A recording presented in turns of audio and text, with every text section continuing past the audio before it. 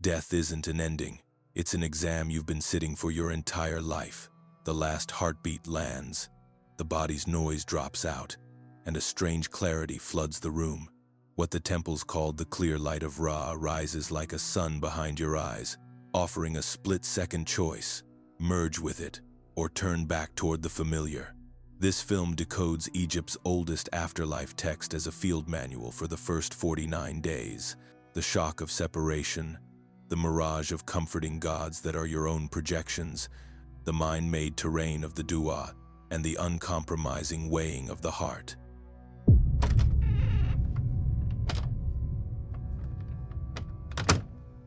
It isn't museum myth, it's a working map. Liberation if you recognize it, repetition if you don't. If the school bell trained your body in life, the light trains your awareness at death. Miss the light, and the real journey begins. You don't remember choosing to breathe the first time. Your body chose for you. The last time is different. When the heart lets go, the static of sensation drops, and what remains is awareness without the usual scaffolding, raw, luminous, unmistakably present. The temples called it the clear light of Ra, but the label isn't the point. Recognition island picture, a storm ending in one breath, and you suddenly notice the sky that never left. There is no corridor, no tunnel, no footsteps to follow, only knowing itself, brilliant and self-revealing. In that unveiling, there is a choice, so quick it is almost pre-verbal. Rest is this, or reach for something to hold. The first impulse decides the direction. Surrender feels like falling up. Resistance feels like looking for a floor. Why does a split second matter? Because identity moves fast. Habit rushes to rescue the familiar. The part of you that loved and suffered, hoarded victories, clung to grudges, curated angles, and rehearsed comebacks interprets vastness as threat. It isn't a threat, it's the home you briefly forgot. But untrained reflexes grab for handholds, a face, a voice, a promise of guidance. The old commentaries warn that comfort often arrives first. Motherly protectors, radiant kings, patient guides, because comfort is the bait we accept most readily. If you kneel to the image, you kneel to your own projection. The teaching isn't reject love, it's recognize its source. If the light in a figure draws you, trace it back to the light itself. That line, more than any prayer, is the beginning of freedom. Some of this is too candid for YouTube. Join our free newsletter via the link in the description for the uncut notes. For a limited time, you'll also receive a free ebook copy of our book when you enter your email. Why would anyone recoil from radiance? Because identity fears dilution. The I that accrued names, roles, injuries, triumphs, and unfinished sentences experiences the light as solvent. It does not harm, it reveals. Revelation feels like loss when we over-identify with the mask, so the mind reaches for friction, opinion, memory, plan, and stitches a small platform to stand on. That is the first turn away. Not evil, not failure, momentum. From there, the 49 days begin to unfurl like a curriculum, tailored to your attachments. Thought becomes environment, preference becomes gravity, fear becomes weather. But the very first lesson remains the same. Can you tell the difference between image and source, comfort and clarity, worship and integration? Recognition is not intellectual. No sentence gets you through this threshold. Recognition is taste. Like knowing water the instant it touches your tongue. The manuals train this taste by rehearsal, meditation that relaxes the contraction called me, truth-telling that lightens the heart, lucid dreaming that normalizes clarity inside change. Even a lifetime of study does not buy passage. It tilts reflexes. When panic flares, training buys you one extra beat before you sprint back toward the old world. In that beat, you can do the simplest and rarest thing: do nothing to the light. No reaching, no bargaining, no describing. Rest. When you don't add, the path doesn't either. Thoth enters here not as judge but as scribe of law, which is to say, of function. Law is how things work when no one is lying. The function is this: what you rest in becomes your path. Rest in clarity, and the journey resolves at once. Rest in comfort images, and the journey unfolds as curriculum. Neither is punishment. One is completion, the other is repetition. The first few moments after death are therefore both forgiving and decisive, because nothing fictional yet has momentum. The longer you hesitate, the more the mind's projector spins up. Landscapes, corridors, guardians, gates. They are not there to terrify you. They are there because you made them. You can pass them by naming them as such. If you miss the window, do not despair. The map accounts for human momentum. The 49 days are not retribution. They are decompression. The light continues to present itself in gentler reflections through forms, scenes, and meetings that offer the same choice at slower speeds. But delay adds drag. Each preference you feed grows weight. Each aversion you feed grows weather. Soon the Duat contours around you, like a dream stitched from your habits. This is why the elders trained dying before death, not morbid theater but nervous system literacy, to recognize the sky quickly, learn it in fair weather. There is a practice the living can use now to tune the same reflex. Notice a surge, anger, panic, craving. Don't fix the scene. Relax the fixer. Let the breath move without assistance. For one full exhale, drop the commentary and ask silently, who would I be here without the story? You won't disappear. The story will loosen. That looseness is the taste you'll need when the scaffolding drops. You're not rehearsing escape, you're rehearsing recognition. And recognition, in the end, is the only thing that passes straight through. Miss the light and the mind does what it has always done. It makes pictures to feel safe. The first pictures are often kind, a mother's warmth with a halo, a royal figure whose gaze promises order, a guide whose voice sounds exactly like the mentor you wished you'd had. Relief blooms. You are not alone, but relief is also the cleanest way to keep you moving in circles. In the afterglow of the threshold, images rise not to trick you personally, but to serve a function, to slow the fall into panic by offering a familiar surface. They are stabilizers, not destinations. If you climb inside them, they become cages upholstered with comfort. This is where discernment begins, not cynicism, discernment. Ask, without moving, what is shining here, the form or the light inside it? If the form demands worship, it is a mirror asking you to adore your own outline. If it accepts recognition and dissolves, you have touched source. The elders weren't anti-deity, they were anti-confusion. Form can teach, form can steady. Form can also lock the gate by turning your attention outward. When the invitation is inward, integration means you take the virtue the figure carries and install it, not kneel before the costume. Consider the mothering presence that wraps you in perfect safety. If you pull in close and refuse to let go, safety becomes dependency.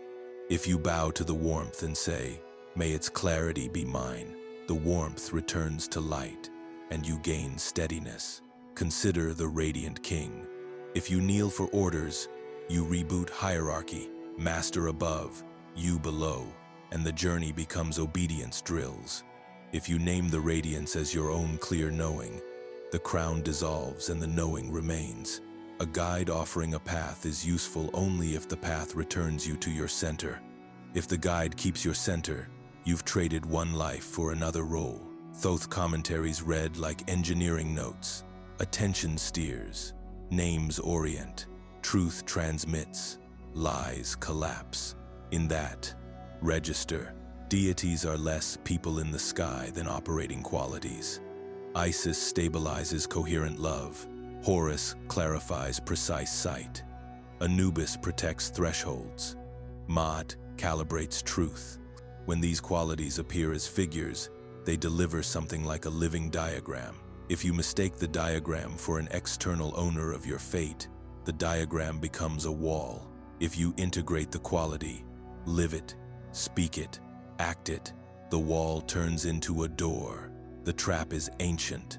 Adoration is easier than embodiment. To adore is to outsource. Embodiment asks for work. You repair what you broke. You take back projections you cast.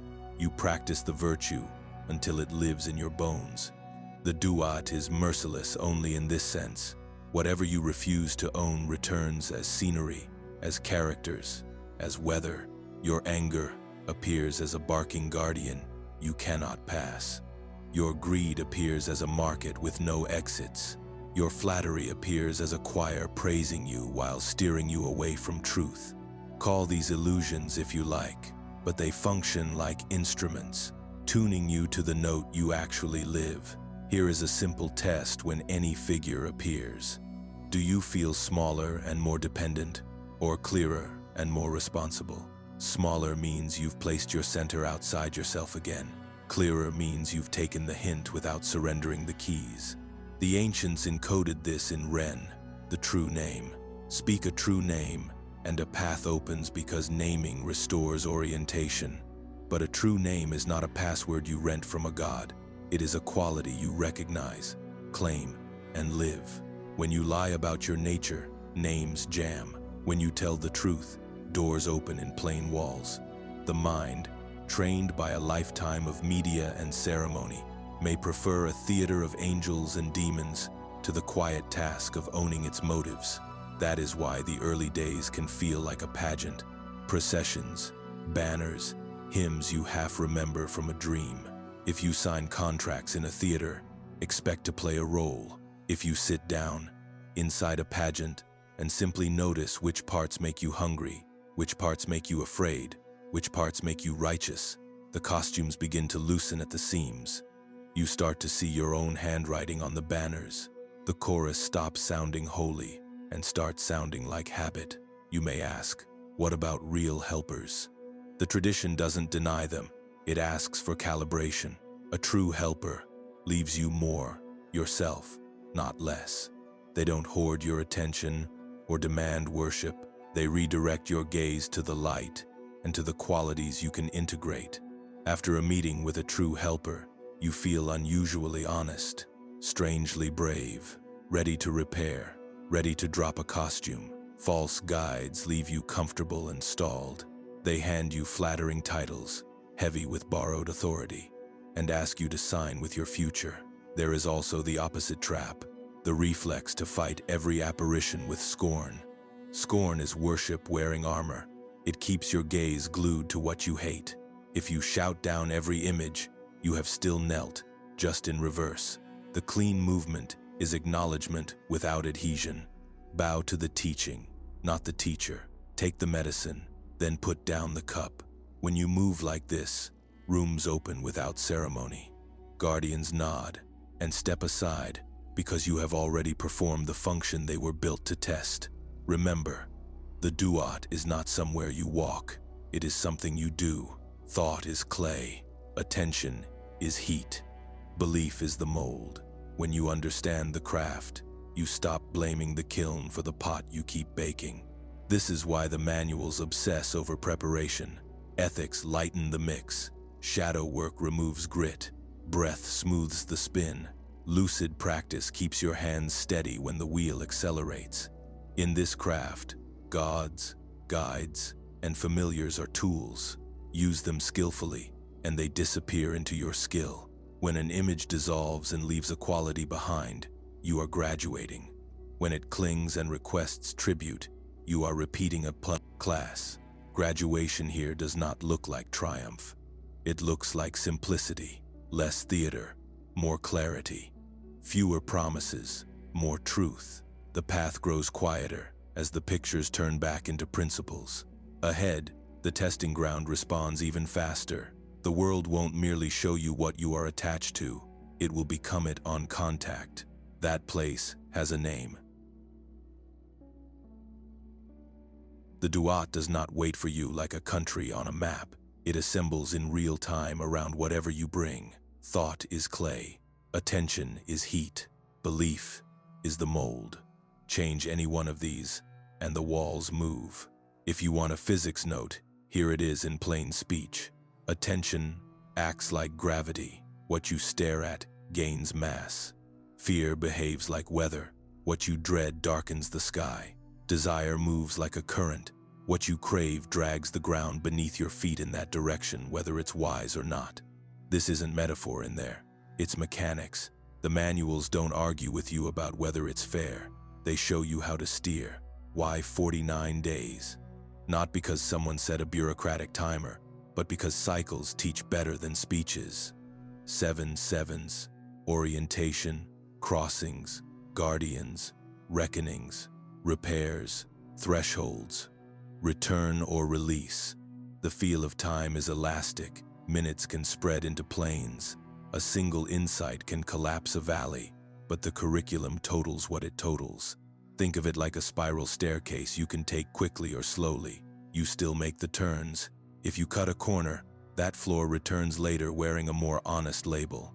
If you face what's in front of you, floors disappear under your step. The first phase feels like a dream, where the room knows your name.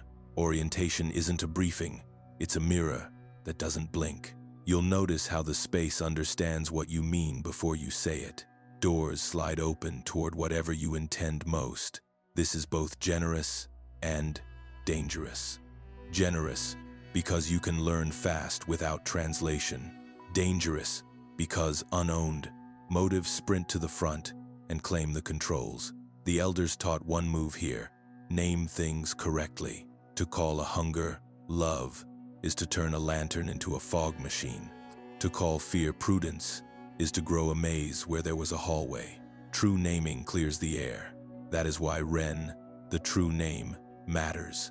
The name reorients attention, and attention steers gravity. Crossings come when a path splits, and both routes feel righteous. One is comfortable, repeating the angle you always chose. The other is plain, almost insultingly simple, and points straight through. The comfortable road blooms with banners praising your discernment. The plain road offers no applause.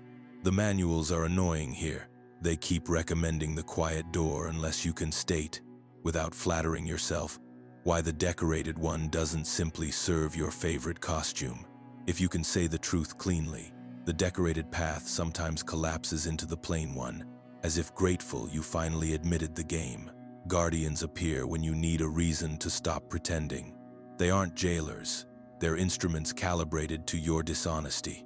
If you've spent life looking away from your anger, a dog with a god's patience will block a bridge and ask for your true name. If you've buried an apology under decades of noise, a child will stand in your way with the eyes of the one you never faced. This is where passwords are not magic words, but statements of alignment. A real password is a sentence you can live. I do not steal only opens a gate if you have stopped stealing. I am not afraid is not a pass. I am afraid and I will go anyway. Often island. Lies jam the locks because lies thicken the air. Reckonings are not punishments. They're physics demonstrations with your choices as the variables. A hall full of voices may replay your finest moment from the perspective of everyone you ignored while achieving it. A quiet table might set down every promise you dropped and let you feel the weight you shifted onto others. If you want a trick here, there isn't one. Repair where repair is possible. Speak the words you withheld. Release the debt you kept like a trophy. Forgive without pretending it never happened. Where repair isn't possible, don't invent theater. Own the cost and shift your weight now. The scale is listening long before you reach the actual scale. Repairs look surprisingly ordinary. No gold light, no trumpets. A door opens to a kitchen where someone is washing dishes, and you know exactly why you're there. A path leads to a bench where a friend you ghosted sits reading a book you once mocked. The Duat is pragmatic. It uses whatever images will move you to act, and the scene dissolves like salt in water. Refuse, and it returns later with fewer props. Your choice doesn't anger the room. It simply calibrates the next one. Thresholds mark the end of pretending that your preferences are principles. They look like courtrooms only if you need the theater. More often they look like a clean place with good light. A figure may ask you nothing at all, You will know what the question is, because the body you no longer have will still try to swallow. This is where the obsession with spells begins to make practical sense. A spell that says, "I know the name of this place," without the behavior to match, is a child in a judge's robe. A protocol that says, "I will tell the truth here," and then tells it, changes the geometry of the room. Thoth's notes on this are dry as stone. Truth transmits, falsehood attenuates. Orientation follows transmission. Time in these rooms has moods. Lose yourself in a favorite fantasy, status, romance, being right, and the minutes turn to syrup. Admit what the fantasy protects, and the syrup thins into air. Sometimes the only difference between being stuck and moving is whether you'll let a sentence end without defending it. The teachers used to train students to end sentences cleanly so that later, doors would learn to do the same. The last of the 7 sevens feels like walking out of a theater into night air. You think the film is over until you glance back and realize the screen is showing a scene of you looking at the screen. That vertigo is a kindness. It tells you the Duat can loop perfectly, politely, indefinitely, if you keep choosing pictures over principles. It also tells you a different room is near, not a crossing or a corridor or a kitchen with another sink. A room with a scale and a feather where sound behaves like light and stories don't survive the brightness. Before that room, one more note about names. In life, you can get away with partial names, roles, brands, masks that work in certain company. In the Duat, partial names spawn partial doors. You go through, but you arrive cropped. That's why whole names matter, not elaborate titles, but uncut truth. I am the one who broke this and repaired it. I am the one who feared this and came. I am the one who loved badly and learned to love clean. When you speak like that, the room understands what to do with you. You can walk the 49 days like a tourist collecting visions, or like a craftsman learning the material of attention. The first keeps you busy. The second thins the set until only what functions remains. The elders didn't write to impress you with exotic scenery. They wrote to save you time, because time is the only thing you don't have there, even when it feels like you have all of it. Ahead is the place that decides without arguments. No passwords, no banners, no guardians with riddles, just the measure of what you lived against what you said you lived. The Hall of Two Truths waits, quiet and exact. There are no speeches here, only proportion. The room is clear like morning, the air exact. To one side rests a feather from the crown of Ma'at, light as a held breath. To the other rests a heart that is no longer muscle but record. Every motive, omission, repair, and refusal gathered into one field. No one asks for a defense. Defenses are wind. The scale reads weatherless weight. This is why the elders said judgment isn't a verdict, it's physics. What resonates rises. What clings sinks. The first shock is how the room hears you, not your words, your resonance. Say, "I loved," and the scale tests love as it was lived by the ones who received it.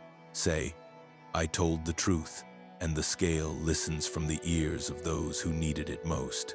Say nothing, and the hall still plays your life from every angle, not to shame, but to let you feel the shape of what you made.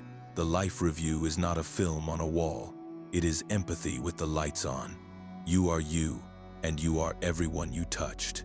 The review is merciless only in its completeness. Small mercies you forgot return like warm hands. Little violences you minimized come back at their actual size. Promises kept lighten the field. Promises postponed until it was convenient darken it. Sometimes the heaviest thing is not what you did, but what you rehearsed doing and never stopped. 1,000 quiet withdrawals, 1,000 almost apologies. The corridors you left others to walk alone. Intention registers, but only where intention ripened into behavior. People imagine a tribunal. The room is simpler. It does not reward right opinions or punish wrong teams. It asks one question with a tool. Did your living ring true? Truth here isn't a slogan. It is alignment between what you knew and what you did when it counted. If you knew and didn't do, the difference is a stone. If you didn't know and kept learning, the seeking itself is lift. If you lied and later repaired, the repair is lift. If you lied and decorated the lie, the decoration is extra stone. The scale is deaf to branding and fluent in consequence. You may try tricks. They fail beautifully. Reframe harm as lesson. I made them stronger, and the scale lets you feel. The bruise twice, once as giver, once as receiver. Present impressive beliefs, and the scale, indifferent to labels, moves only when a belief changed a meal, a minute, a hallway conversation. Cite suffering as if pain purchases virtue, and the scale acknowledges only what your pain taught you to do differently. Repentance is not the word here. Repair, island. Where you repaired, doors already stand ajar. The feather is not fragile. It is exactness made visible. In life you could argue relativism and swim in it. Here the water is still, and you are heavier or lighter, according to what you can stand to know about yourself. Lightness isn't sainthood, it's coherence. Light hearts belong to people who practiced aligning word with step, who told the truth faster over time, who could be shown their shadow and say thank you before they said but. Heavy hearts belong to people still outsourcing their center, needing a crowd to be kind, a stage to be honest, a crisis to be brave. There is kindness even in the severity. The room will show you a door each time you can name the stone you added and set it down. Sometimes that looks like finally telling the truth about a pattern you maintained for decades. Sometimes it looks like releasing a story that kept you special at the cost of someone else's life. Sometimes it is simply letting sorrow do the work. Pride refused. Tears here are not performance. They're solvent. They loosen what no argument can. What about those who lived inside systems that rewarded harm? The scale is not naive. It distinguishes complicity from entrapment, ignorance from willful blindness. It does not expect what could not be done. It expects what could, and whether you did it when the price was yours to pay. Sometimes the lightest moment in a heavy life is a single act in which you broke with the script and took the cost. The hall records that as a change of state. No one claps. The air simply weighs differently after. The ancients warned about one particular weight, cleverness. Cleverness talks well about virtue, performs remorse, redescribes taking as giving. Cleverness can pass for insight in most rooms. Here it is, dense metal. Insight that turns into service is light. Insight that circles back to admiration of the knower is lead. If you were granted platforms, students, audiences, and used them to make yourself the point, the scale will hand you the bill in sensation, not scolding. You will feel the drag of attention hoarded, and the space where attention should have become help. Another adversary is sentimentality, counterfeit tenderness that avoids truth to stay warm. It keeps the surface bright while rot continues under the paint. The hall has no patience for it, because sentimentality delays repair in the name of feeling good. You may be asked to set down consolations you called compassion. When you do, compassion finally weighs as light as it island. By now you see why the manuals trained truth before the threshold. They were not grooming you to flatter gods. They were teaching you to travel with less drag. The exercises were plain for this reason. Tell someone the truth sooner than you want to. Forgive without rewriting history. Apologize with a plan. Take back the projection you're about to cast. Refuse the applause that would make you dishonest. Each small action shaves grams off the stone that would otherwise sink you here. You cannot bargain with the scale, but you can change your weight. What happens when the heart is lighter than the feather is not spectacle. It is relief, a quiet alignment, like a door that was always there, opening without sound. What happens when the heart is heavier is not torture, it is gravity. The current begins to pull toward conditions that match the weight you still carry. You will not be thrown. You will be drawn, and the drawing will feel like choosing because, in effect, it island. The next rooms will look like your unfinished sentences. There is a way to leave this room lighter than you entered it, even if you lived a tangled life. Stop lying while the review is still speaking. If you are shown a scene and you start to explain, let the explanation die in your mouth. If you reach for a costume, put it down before it closes at your throat. If sorrow rises, let it finish its sentence. The scale reads that release instantly. It is not paperwork, it is physics. The two truths are not yours and theirs. They are word and deed. When they match, the heart floats. When they fight, the heart sinks. If you want a prayer here, it is simple. Let me know what I did in fact. Let me do now what truth requires. The hall hears prayers like that because they are already action. From this room, every path forward is honest.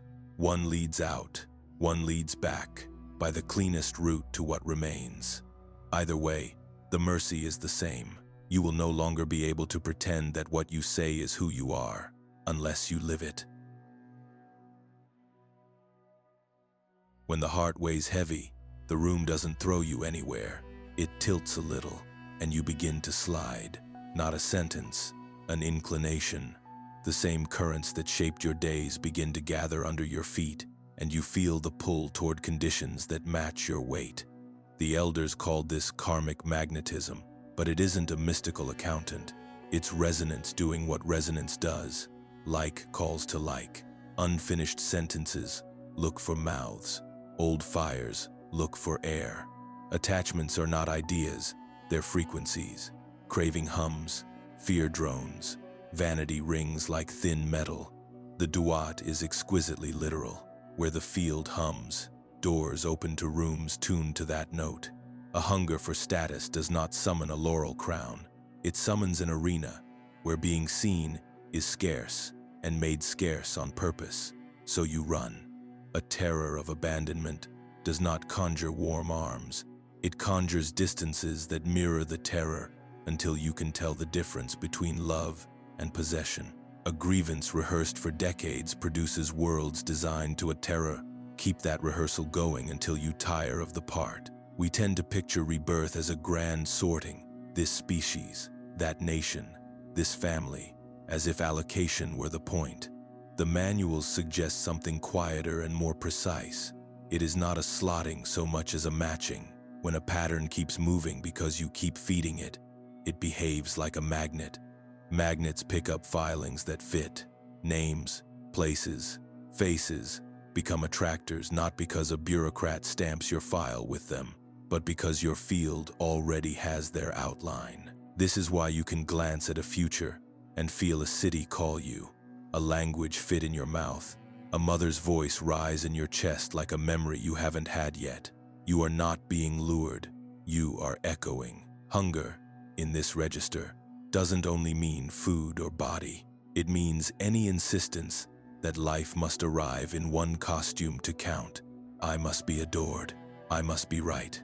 I must be safe, even if it makes me small. The musts are hooks, and hooks don't ask what ocean is wise. They snag whatever swims by with the right texture. This is why the hall's gravity feels like choosing. You are drawn towards scenes where your hook finds rope.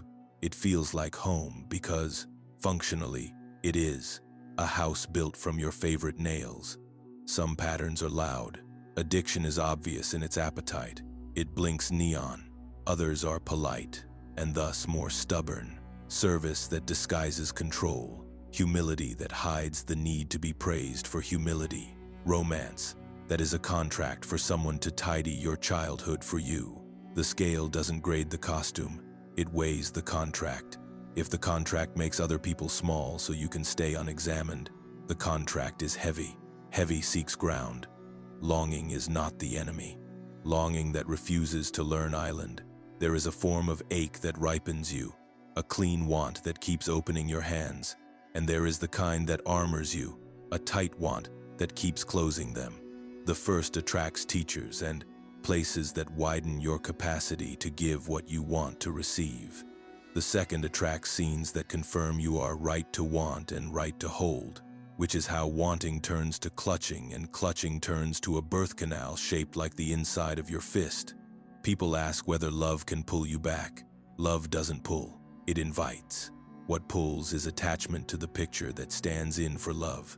The difference is simple and hard. Love keeps pointing past form to the light.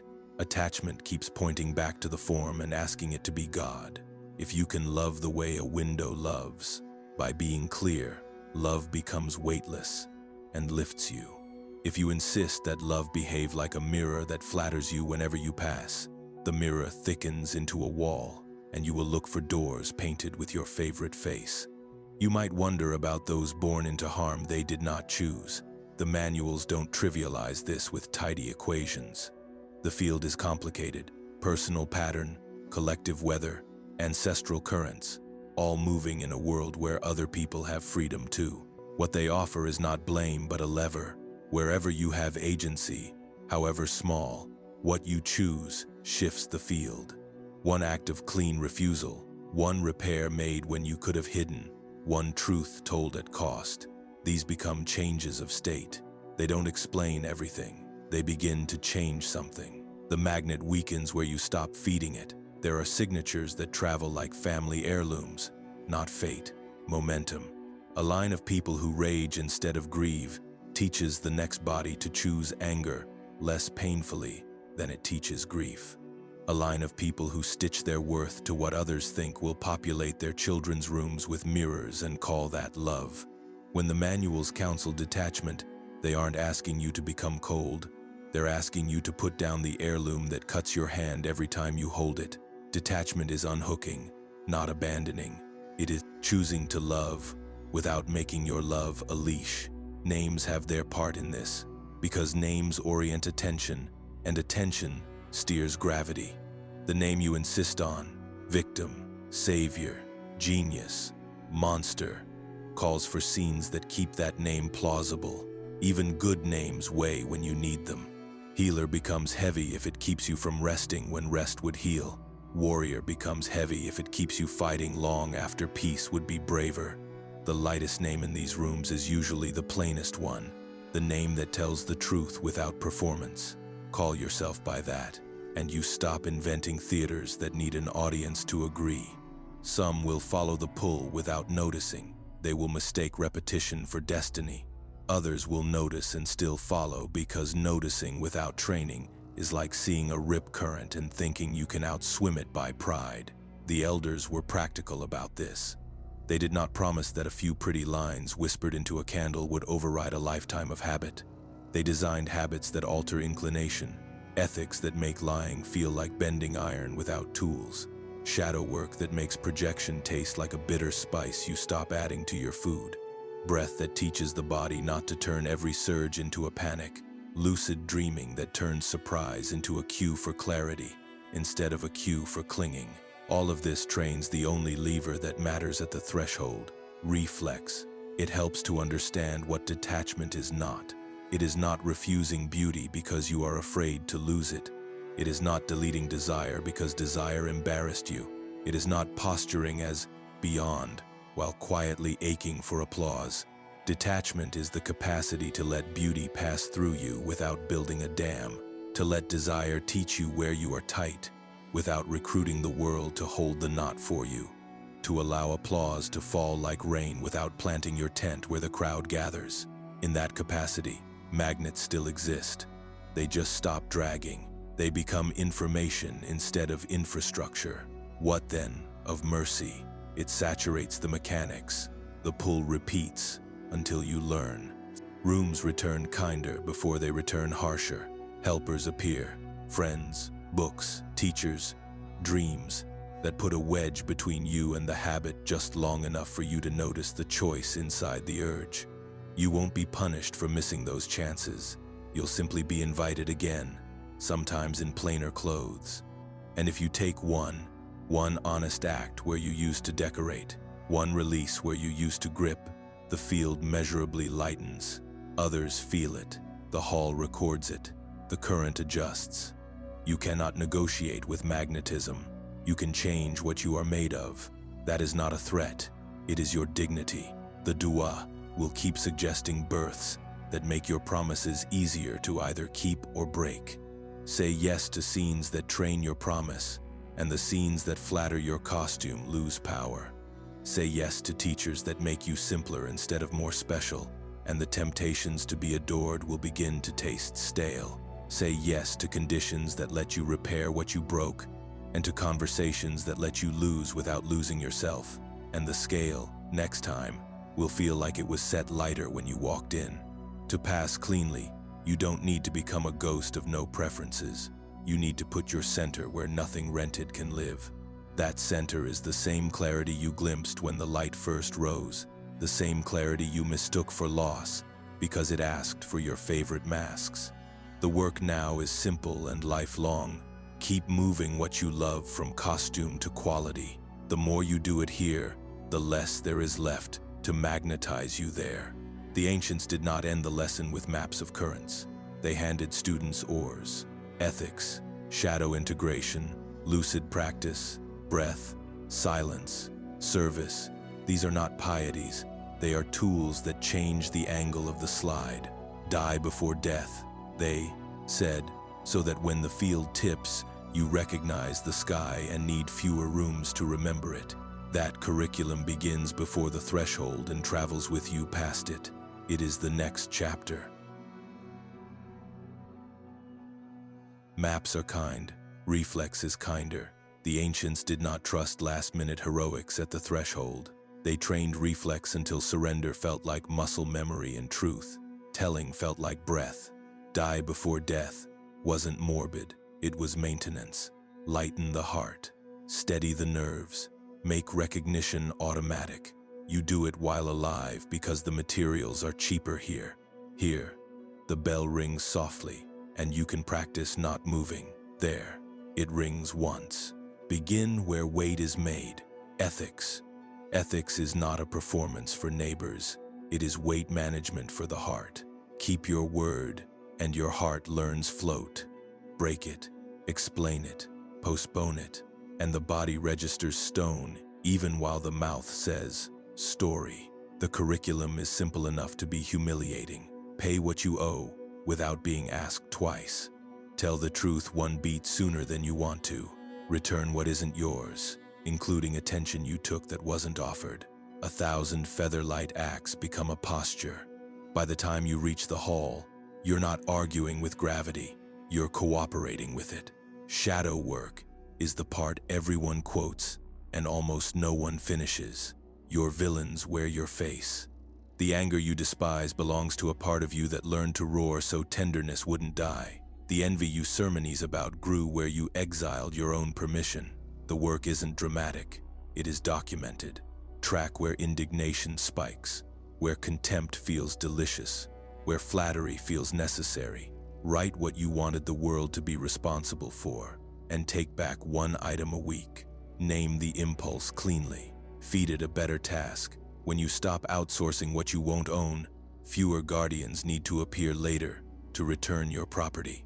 Lucid dreaming is flight school. If the Duat answers, thought with scenery, you need practice thinking without panic inside scenery. The drills are old because they work. Reality checks by day that become recognitions by night. Gentle alarms in the early morning to re-enter dream with memory online. Intentions whispered like coordinates. When I see water, I will remember. The point isn't spectacle, it's sovereignty. In lucidity, you learn to bow to the teaching without kneeling to the theater. You practice the sentence the threshold will demand. This is an image. What is the source? Do this often enough, and images begin to dissolve on contact, leaving the quality they carried. That reflex buys time when time is shortest. Breath is the lever under the floorboards. Nervous systems trained in hurry interpret clarity as threat and reach for mud. Train the body to tolerate clarity. Long exhales that tell the animal there is no chase. Soft belly that stops armoring against every feeling as if it were a blade. Pauses that let a surge pass without making it a plot. The temples weren't New Age spas, they were laboratories. Breath lengths, fasting intervals, silence periods, cold exposure, stillness, each a measured stress applied to teach the body how not to grab for a picture when the frame shakes. The more often you practice returning to baseline without a story, the more familiar the light feels when it floods you. Rituals exist to stack these skills into muscle, not because incense impresses gods, but because repetition persuades reflex. Dawn, one line of truth spoken aloud to keep the mouth honest. Midday, one repair made before it calcifies.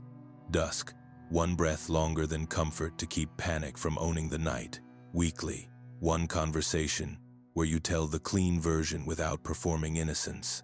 Monthly, one fast from the stimulus you use to blunt feeling, sugar, scroll, applause, so the instrument stays tuned. These are not punishments, they are permissions. They permit you to meet experience without inserting a middleman. Die before death also meant rehearsing separation, small endings on purpose. Let a plan die that is fed only by your fear of being ordinary. Let a title die that costs you honesty. Let a storyline die that keeps others tiny so you can stay large. Sit with the space the ending uncovers. If the itch to fill it burns, breathe twice before you decide it means anything. That burn is the muscle that will twitch at the threshold and reach for a picture. Train it to rest. Rest is not laziness here. Rest is remembering what isn't rented. The curriculum does not confuse austerity with awakening. Beauty is a teacher when you do not turn it into a hostage. Touch what is beautiful and let your hands remain open. Meistering desire is not murdering it, it is reading it. I want is not a sin, it's a sentence. Finish it. I want comfort because I never learned how to comfort myself without borrowing your skin. I want praise because I still believe cruelty keeps me safe. When you can say the whole sentence, the want stops hiding inside costumes. Clear wants can be negotiated with. Hidden wants run the building. Community was part of the architecture because isolation makes self-deception cheap. A circle where truth is the price of entry saves years. You say the thing you always say, and someone who has no stake in your costume asks, kindly, what is the line underneath that line? Or, who are you without the job title you keep hiding behind? Or, what repair are you avoiding by telling us this parable?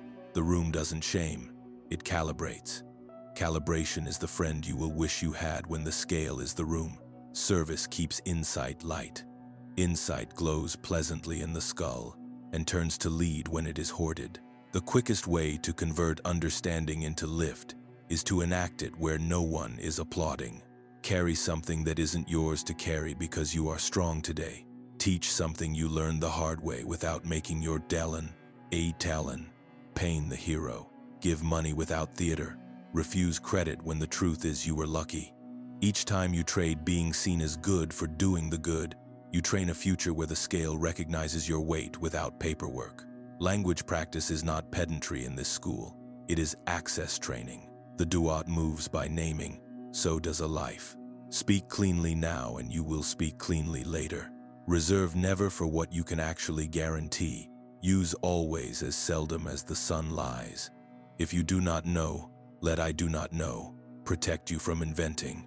If you are wrong, say I was wrong, and do one visible thing that changes the next hour. These are spells in the old sense, instructions to the room written with your mouth and signed by your step. None of this requires an abbey. It requires a calendar and a willingness to be less interesting and more exact.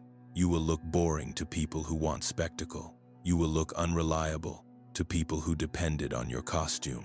You will look intense to parts of you that use chaos to avoid the quiet task of being what you say. The work will give you your name back syllable by syllable, not the brand, the one you recognize under loud weather. If you want a single test to know whether die before death is working, watch how quickly you can stop telling a story when truth arrives. In the beginning, you will stall with adjectives. Later, you will feel the wordless click of seeing and be able to let the sentence end. The ending is where doors appear. You were trained to keep speaking to avoid the quiet room. The quiet room is where the map unrolls. The elders promised nothing fancy at the threshold, only this. Trained reflex narrows the gap between seeing and resting. Untrained reflex narrows the gap between seeing and grasping. Both happen fast.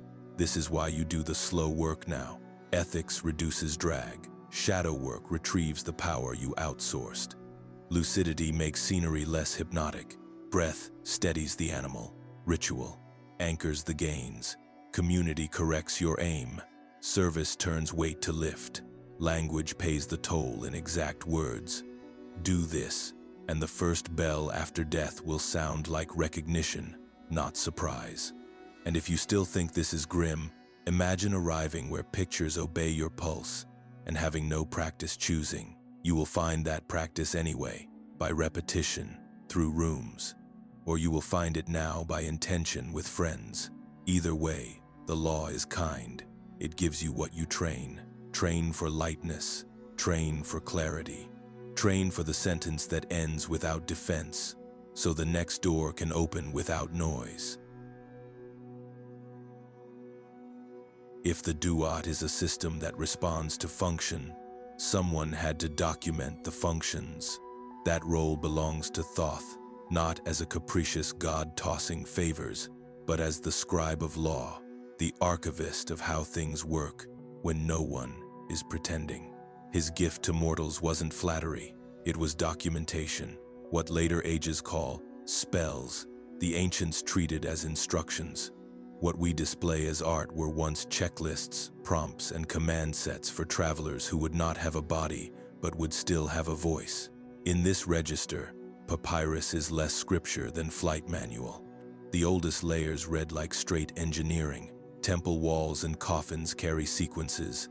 Name the gate, state your status, identify the guardian by function, declare what does and does not cling to you, align with Ma'at, proceed. You don't argue with a lock. You present the key it recognizes. When a text says, "I have not stolen," it isn't begging a judge. It's asserting a state that the room can verify. When it says, "I know the names of those who stand by the lake," it isn't gossip, it's orientation. Names are coordinates. Without them, the landscape stays blurred. Ren is the term that holds this together, the true name. Not a nickname or a brand, but the compact of your qualities, your kept promises, your pattern of attention. In life, you can wear masks and be paid for the costume. In the Duat, the costume falls off like old paint, and what remains is Ren. Speak your Ren, and the room knows where to put you. Misname yourself, and doors appear to open onto smaller versions of the place you meant. The texts labor this, because they watched the same error for centuries. People tried to rent names they hadn't earned, hoping sound would substitute for state. Sound without state is static. This is why memorization without embodiment fails. You can pour pages into your skull. If your mouth speaks what your life contradicts, the locks answer to the contradiction, not the syllables. Thoth's notes are pitiless here. Truth transmits. Falsehood attenuates. Transmission is not saying it with feeling. It is the clean match between word and field. Think of two tuning forks. Strike one, and the other hums only if it is cut to the same length. Names are the cut. That is why one traveler whispers a short line and doors open like dawn, while another recites an hour of exquisite poetry, and nothing moves but the echo. The so-called negative confessions are often misread as moral boasting. They read more like system calls. I have not diminished the measure. I have not falsified the weights. I have not shut my ears to truth. Each line is both ethical stance and technical status report. You aren't persuading a committee. You are declaring the conditions under which the hall's geometry allows passage. If you have, in fact, falsified, the sentence jams not because the gods are offended, but because the architecture is literal. You cannot step through truth with a lie in your mouth the way you cannot breathe underwater by saying air. Passwords in this world are not secrets to keep, they are alignments to achieve. The coffin texts catalog gatekeepers by function because the Duat is built of functions. A guardian who lives on flattery is not seeking worship. It is a test that catches people who still pay with praise instead of payment. A gate that asks for the smell of cedar cares less about botany than about whether you've learned to bring the right kind of offering, something that carries clarity rather than hides rot. The names you learn are mnemonics for qualities you must become. Ren is also a medicine for disorientation. Panic makes amnesia. You forget simple things under pressure: your address, your phone number, your name. The manuals drill the antidote. Rehearse the true name so thoroughly that it is the last thing to go. Not because the gods need to hear it, but because you need to hear it when images shout. I am the one who keeps proportion. I am the one who returns what is not mine. I am the one who tells the truth sooner. These are not slogans, they are anchors. Say them in life often enough, and they will rise in the noise when the light floods, giving you one beat of recognition before the mind reaches for a picture. One beat is enough to change the direction of a journey. Language here is not decoration, it's navigation. Hieroglyphs were never merely beautiful. They are verbs in stone. To name is to aim. To swear falsely is to step into a wall you can't see. To praise accurately is to thin the air. The priests guarded this not to hoard power, but to protect function. Give a child a cockpit, and you don't let them press every button. You teach them which switch raises the landing gear and which floods the engine. Words are switches. If you want a modern translation, ritual phrase is approximately equal to protocol. Hymn is approximately equal to alignment exercise. Invocation is approximately equal to attention directive. Remove the theater, and the mechanism hums more loudly. Why then the elaborate pageantry, the vignettes of ferrymen, fields, and stars? Because humans learn through pictures. The manuals wrapped bare function in story, so it would stick to memory and heart. But the elders never mistook the wrapper for the candy. You were meant to eat the lesson, not collect the wrappers for a museum. We reversed it. We curated the paper and forgot the procedure. That is why what looks like myth to us reads like method to them. There is one more edge to language. It cuts both ways. A false name binds. Call yourself fraud often enough, and you will unconsciously repeat the behaviors that keep the label true, because the psyche would rather be consistent than free. Call yourself chosen, and you will lean toward theaters that confirm your specialness, even if truth begs you to step down. The old remedy is plain. Replace costume names with task names. Not I am the blessed, but I repair what I broke. Not I am beyond, but I tell the whole sentence. Task names wear lightly because they invite doing. Costume names drag because they demand audience. Thoth's bridge also spans to the living in practical ways. You can test the protocols now. Tell the truth where you usually narrate. Watch how rooms change when your words and actions finally match. Practice Ren by speaking one clean statement every dawn about who you will be on purpose. Then, check at dusk whether you paid for that sentence. Use small rituals not to impress the sky but to instruct the nervous system. At the doorway, pause and name the room's purpose. Before a meeting, name your intention and your likely shadow. Before sleep, set a single coordinate you want to recognize if a dream begins. None of this is mystical in the pejorative sense. It is literacy. You are learning the alphabet of a language you will need when the mouth is memory and the ear is everywhere. You don't have to believe in gods to use this. You only have to notice that words align attention, and attention steers experience. When you say, I can't stand this, your body obliges with muscle and breath as if the sentence were a command. When you say, I can face this, the same body shifts angle and starts looking for footholds.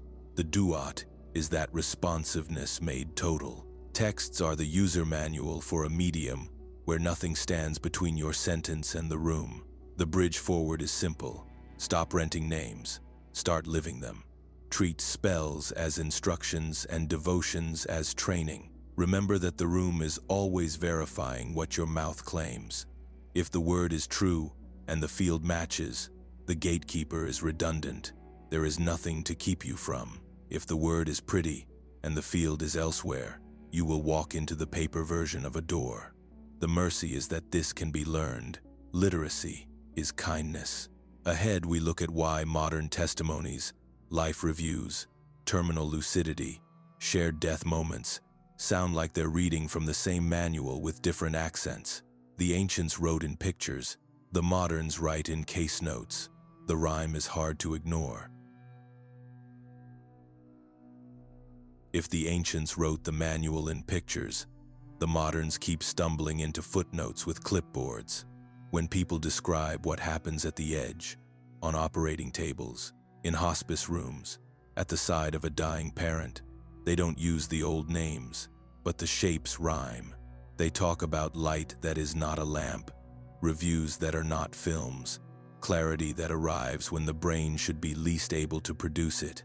They report seeing from corners of rooms they were not in, speaking with a calm that did not belong to their pain, knowing things they had no way to know. You can dismiss any one account as embellishment. Thousands begin to look like a pattern lightly disguised as coincidence. Take the life review. The old texts show you a scale and call it ma'at. The modern testimonies call it a panorama of everything. But from the other side of your choices, people report feeling their words as the hearer felt them, their silence as the abandoned felt it, their help as relief in the body it touched. They don't report a judge, they report an honesty they could not bypass. Some say the review happens at once, as if time flattened. Others describe it like chapters. Either way, the common note is not condemnation but undeniable proportion. That is, the Hall of Two Truths, wearing a hospital gown. Then there is terminal lucidity, a phrase so clinical you might miss its tenderness. Brains heavy with plaques, minds fogged for years, suddenly clear for an hour or a day. Names remembered, jokes made, requests for small repairs delivered with a precision that leaves the living blinking. If consciousness were only secretion, clarity would degrade on schedule and stay gone. Instead, lucidity steps back into the room as if to tidy a few sentences before the page turns. The clear light practice reads like an explanation. If the noise of the body drops, sometimes the sky shows. Sometimes the sky needs 5 minutes to say, "Tell your sister I kept the letter." Shared death moments disturb neat edges even more. Not only the dying sea scenes. A daughter on a sofa across town floats above a ceiling she has never seen and watches nurses adjust tubes around her father. A friend wakes at 3:12 with the sense of a hand on his chest. Later learns the time of death was 3:12. A room of siblings feel the air go thin and wide, as if a wall had turned to a window, and one says aloud, "He's gone," before the monitors can teach them. Empathy here is not metaphor, it is transmission. If the Duat reads word and deed without the mouth, perhaps love does too. Skeptics do their job, and we should thank them. Filters catch stories that glow too hard under the blacklight. Memory is fallible. People want meaning so much they will paint it onto randomness. But after the filters, a residue remains. Details verified outside the body's reach. Patterns repeating across cultures with no shared myth library. Physicists muttering in the corner about observers and experiments that refuse to behave when watched. No single study walks you into the afterlife, and that is as it should be. These hints are not proofs, they are echoes. They tell you that. The room may be larger than the furniture suggests. The observation problem in physics gets dragged into mysticism so often it has bruises. Permit one clean analogy. In the Duat, attention changes the scene. What you stare at gains mass. What you fear grows weather. In the lab, some phenomena behave as if measurement is part of what they are. The analogy is not identity. It is a family resemblance across domains we barely understand. The manual would shrug at our excitement and write, dryly, "Attention steers function. We wrote it in stone. You discovered it with lasers. Congratulations. Use it carefully." Another rhyme, language. People who come back from the edge say that what they tried to tell their family felt too big for sentences. They reach for metaphors, tunnel, light, fields, music that thinks, and then apologize, as if their mouth were a cheap translator. The ancients preempted the apology by writing in pictures. They gave us ferrymen and feathers not because boats and birds live in the sky after death, but because pictures stick when the brain is noisy.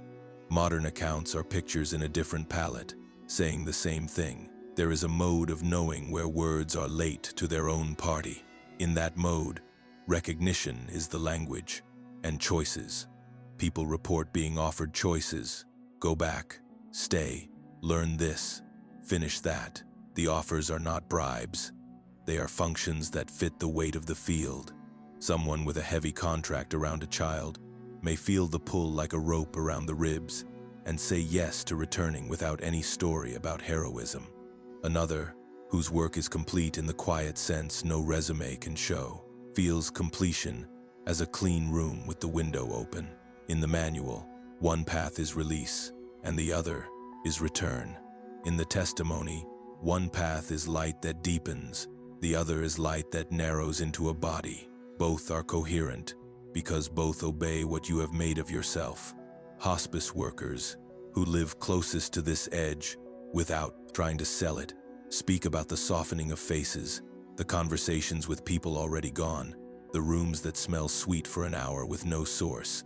They talk about reconciliation arriving on foot, a phone call answered, a grievance set down, an apology said in 4 words without adjectives. They speak of a kind of ceremony that happens without candles, a circle of hands, a single breath, everyone hears at once. Then, the particular silence that follows. If you stop needing spectacle, you realize the pageantry never mattered. The room changes when truth enters, and then it changes again. Of course, there are counter notes. Not every vision is wise. Not every calm is clarity. Not every report is clean. Some experiences are noise. Some are theater. Some are fear in fancy dress. The manual expected this and supplied the same instruction it gives in the Duat, name correctly. Did the experience leave you more honest and more responsible, or more special and more dependent? More inclined to repair, or more eager to collect witnesses? Did it make you kinder without getting softer on lies? That is how you test a vision when the instruments are imprecise. A final echo comes from those who return less interested in beliefs and more interested in behavior. After near death, people quit jobs that pay their pride and not their promise. They call the brother they haven't called in 12 years. They start telling the truth sooner, even when it costs them the room. They describe the clear light as love that didn't need their face to keep loving. They stop buying stories that require enemies to feel alive. In other words, they act like people who have felt the scale and decided to travel lighter. This is not piety. It is logistics. If the scale reads coherence, make coherence. You don't need a lab to test the echoes. You need a day. Treat words like switches for an afternoon and see whether rooms answer. Leave one grievance where it is and watch whether your body weighs less when you stand up. Sit by a bed without fixing it and notice whether the air thickens with a kind of listening that has no owner. Practice one lucid checkpoint tonight and notice whether your dream hand goes through the dream wall. If it does, remember, you are training recognition, not tricks. When the light rises, recognition is the only trick you need. Why bring these modern accents into an ancient score? Because they lower the temperature on belief and raise it on practice. If the shapes rhyme across millennia and methods, the wise response is not to argue myth versus science.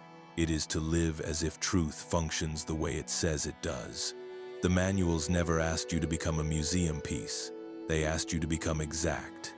Before we step into the last room of this film, why the knowledge was hidden and what to do with it now, carry this with you. Maps are merciful when you move your feet. Some knowledge is a door and some is a cliff. The old houses hid this teaching because power without preparation breaks people. Ritual kept time so understanding would meet capacity. First ethics, then nerve, then vision, not to hoard, but to pace. If you hand a child a cockpit, they'll press the bright switch and drown the engine. If you teach them sequence, a sky opens. Secrecy was a seatbelt, not a club. It said, Timing is mercy, readiness is love.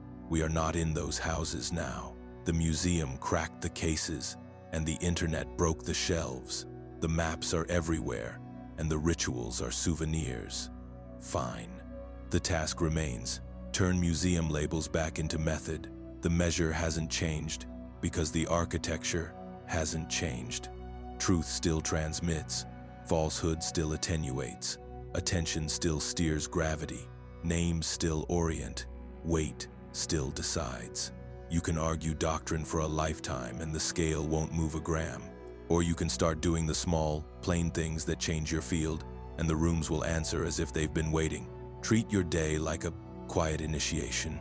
Morning, speak one sentence of who you will be, on purpose, task, name, not costume, and pay for it before lunch.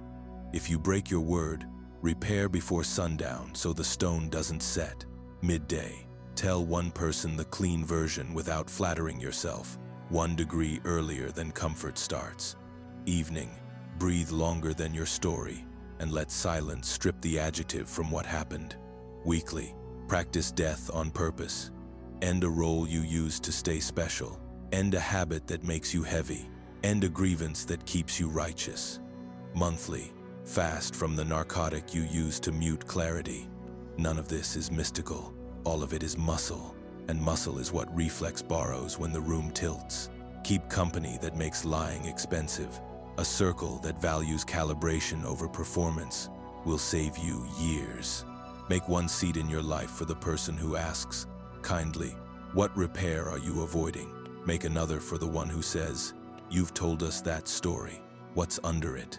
Make a third for the quiet elder who has no brand and 10 clean sentences they actually live. If you can't find them, be one of them. Communities form around behavior faster than belief. If you live like a door, doors will find you.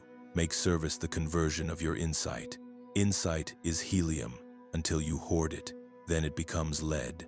Each time you turn knowledge into an action that helps someone who can't pay you back, you turn weight into lift. Carry what isn't yours today because you can. Return credit you didn't earn because it isn't yours to spend. Teach something you learned the hard way without making your pain the headline the hall notices. Not because it is tallying points, but because you are changing the substance of your heart from theater to truth. Train language because the Duat runs on it, and so does your house. Kill the words that turn rooms into fog. Always. Never. Everyone. No one. Replace them with measurements. Today, here. This. Reserve. I don't know as a place of honor, not a shame. Use I was wrong as a hinge, not a whip. Ask before you assume. Name before you narrate. End a sentence before you defend it. These are small switches that change big circuits. When you finally face the place where there are no speeches, your mouth will find silence earlier, and your life will do the speaking. Guard beauty without hijacking it. Let art, love, nature move through you like weather instead of possessions. If you can't enjoy a view without photographing it, practice looking until the hunger quiets and the seeing returns. If you can't receive praise without building a throne, practice letting it fall like rain, welcome, then gone. The more you move what you love from costume to quality, the less there is left for magnetism to hook. Detachment is not coldness, it's clarity that keeps warmth from becoming a leash. Teach the children a simple creed. Recognize the light. Tell the truth sooner. Repair when you can. Learn when you can't. And practice ending a story before it becomes a cage. Show them how to breathe when their body lies to them about danger. Show them how to dream with memory on and wake with humility. Tell them pictures are teachers until they become bosses. Then you thank them and put them down. Give them a name that is a task. Helper, keeper, builder, listener, and praise them when they live it, not when they perform it. If they learn this now, they'll need fewer rooms later. Why now? Because noise is high, and attention is commerce, and everything you love is competing with a machine that pays for your confusion. The answer is not rage, it is exactness. Exactness cuts through spectacle. Exactness is the reason the ancients wrote in stone, so you would feel the weight of a sentence that matches. What island? Write a few of those for your house, on paper, on habit, on calendar, and live them until your bones recognize them faster than your mouth. When the first bell after death rings, you want reflex to recognize the sky without asking for instructions. You don't need faith to start. You need honesty and repetition. Begin with the least mystical thing in this film. Keep proportion. Return what you borrowed. Repair what you can. Refuse a story that flatters you at the cost of someone else's life. Practice lucid moments in waking life. When you feel the scene pulling you into theater, name it and sit down inside it without moving. If you can do that with a notification or a compliment, you can do it with a guardian and a gate. The materials are cheaper here. The room is kinder. Use that.